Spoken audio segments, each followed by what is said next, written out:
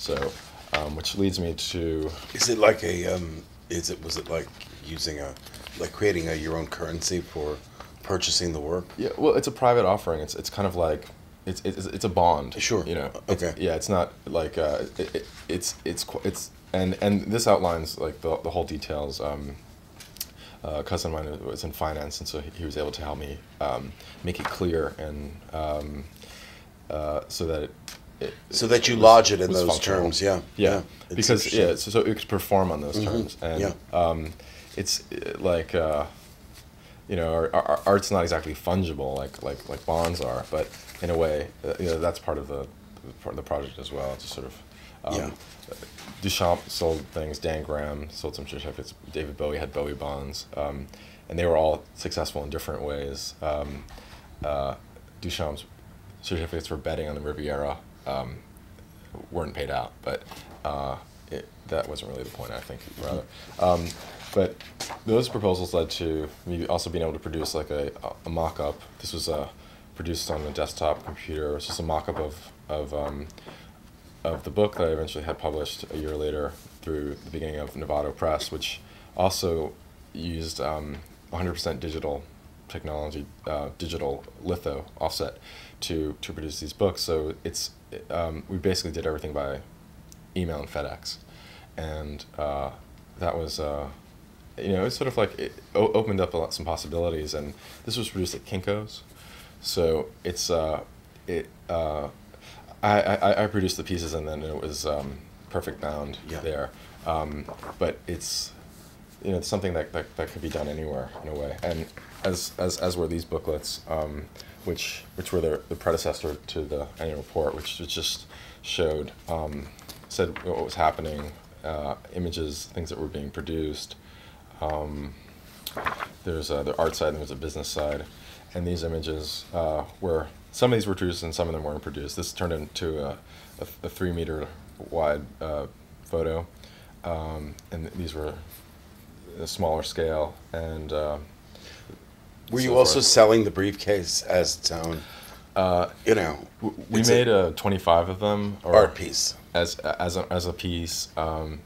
We shipped them out to a number of museums over the summer. I took them on trips when I went through Europe.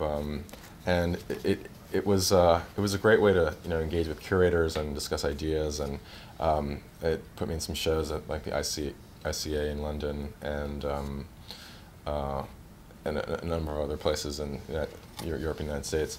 So it was functional in that regard, and it was very helpful again to bring all the work together and show a kind of continuity among media, amongst media. And the briefcase itself. How did you design it? Did you take a box and open it up?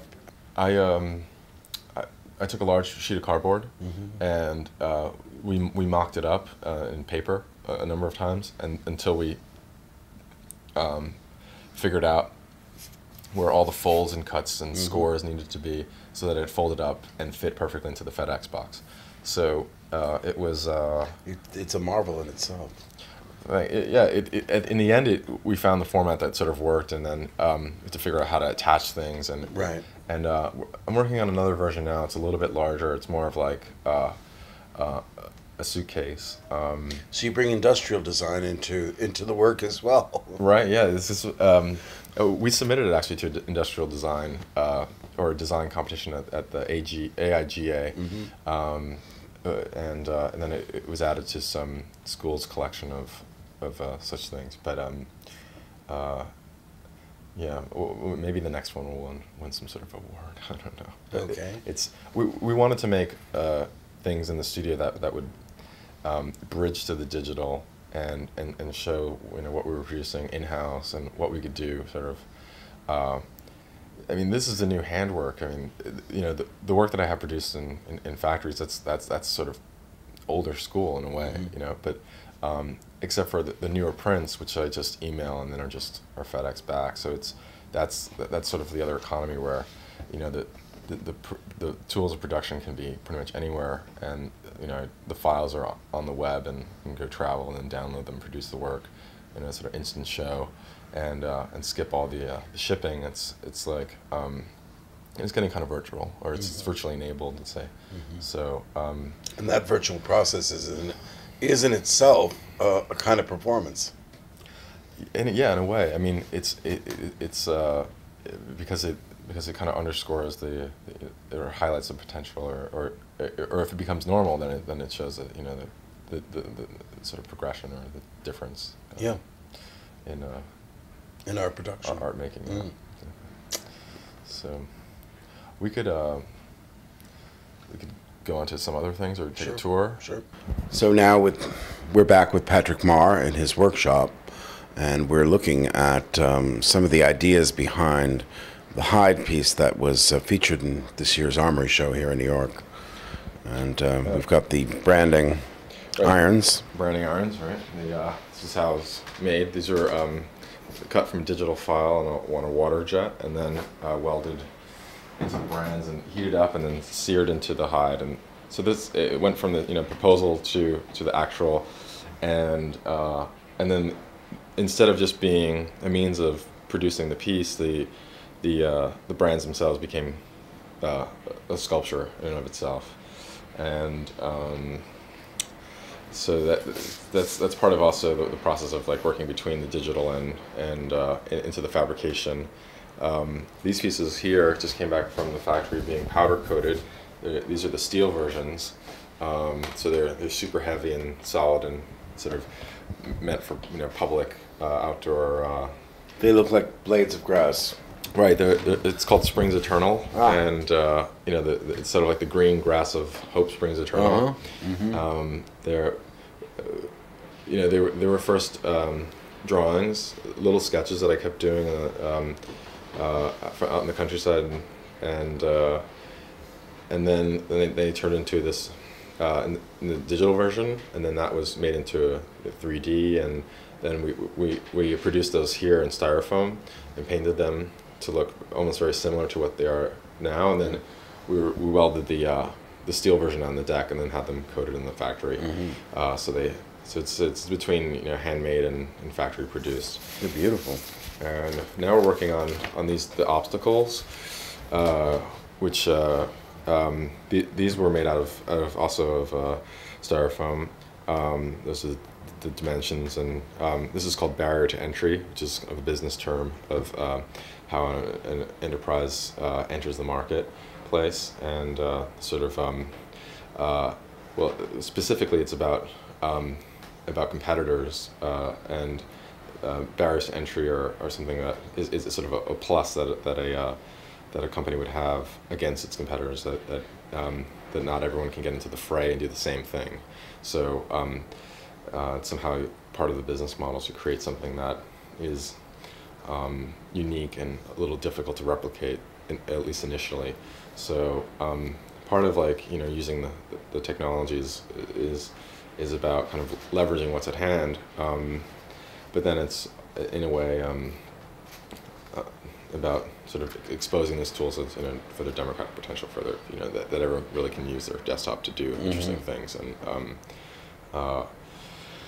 but you're not just merely propagating the idea that anyone can be an artist, and you have a wonderful Macintosh that you can turn into a wholesale production factory for art. Macintosh is doing a pretty good job of making that point. They make that clear. And I think I'm definitely interested in Boyce's Joseph Boy's concept of everyone as an artist, and unleashing the creative potential. It's we're seeing also this kind of breakdown. Bourriard talks about breakdown between the amateur and the professional, and at the same time, it broadens the dialogue, because there's a dialogue with the one-off artist, the amateur artist, and I think that's enriching to the art dialogue. It's not it's a total positive, and it doesn't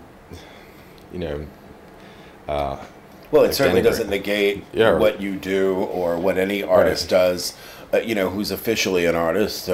It's worthy of its own contribution. So you look at film now that's being done for YouTube, and people are getting production deals out of them. So and then the next step of production just requires a lot more people and capital and so forth. And I think whereas it's not so transparent to on first view that that this seems like a fairly straightforward and simple kind of project. The actual making of it is a little bit more involved. And then the tools themselves are also component pieces that you would sell to a collector, etc. Right. Much the way, say, Matthew Barney uses stills from his movies or some of the sculptures. And or if there's a great photo that came off this as well, we'd edition that as well. Yeah. And I mean, he was a great model for kind of taking kind of a filmic kind of approach, and and then. But I like your approach because you are someone who thinks very, very hard about the world around him, and you've integrated your your own kind of personal manifestos with the various productions of media that you utilize to create ideas writ large, so that you take your ideas and you turn them into art forms, and I think you're really one of the most important artists in New York, certainly. Who are doing something wholly original and taking something very, very organic and turning it into a bigger surplus that has a lot of dimension to it, that is just really sort of enriching to both dialogue and to a visual landscape. Well, I'll just say thank you.